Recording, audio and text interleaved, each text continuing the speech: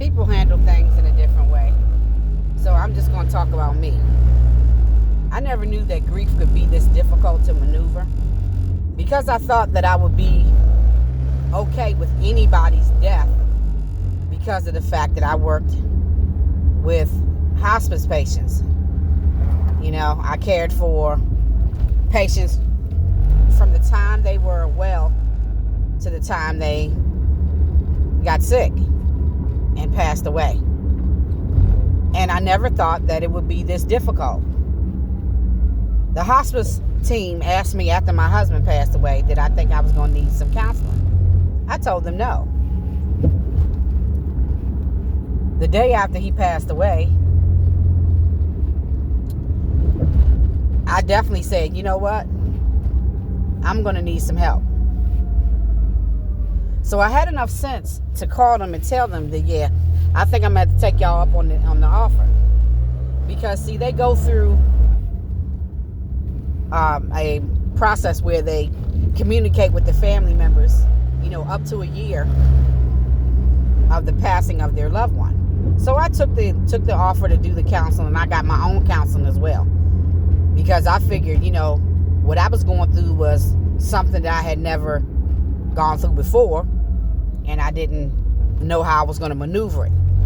Being as though I have a child in the household, you know, and even my grown adult child, whatever I was feeling, I didn't want to take it out on anybody. You know, I wanted to learn how to maneuver because I knew that I had to get back out in the world, and I had to go back to, you know, my career, which was the medical career. So I took the offer to, you know, do a workshop, you know, with hospice, you know, the hospice loved ones that are left behind. And then I got my own personal therapist through my insurance, and I'm still in that.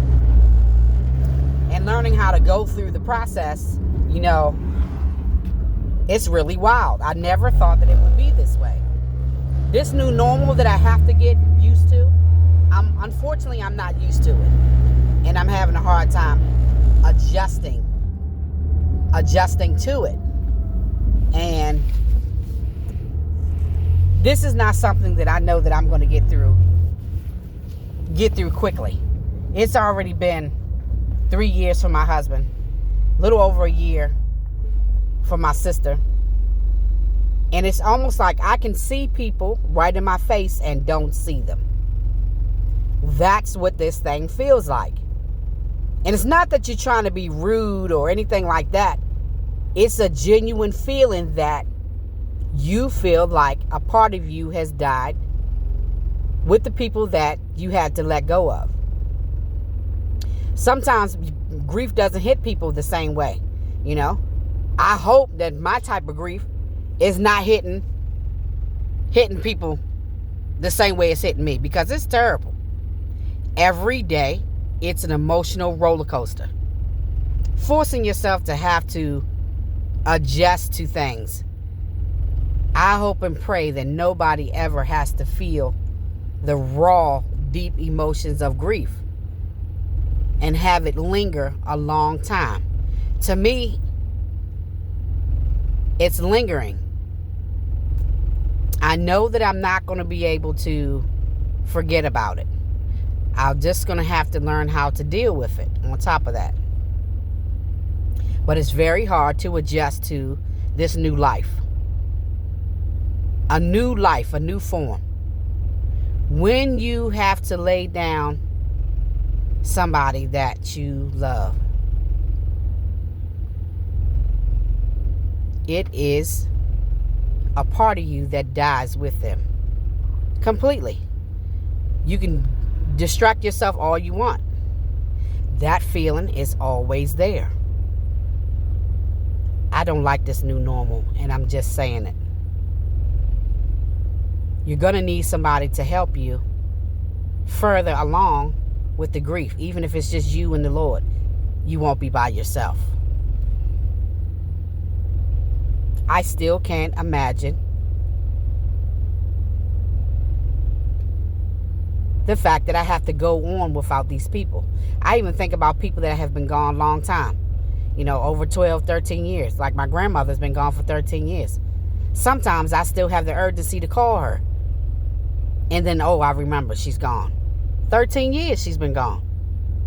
That's why I say the feeling is always there, because it's the love. The love never dies.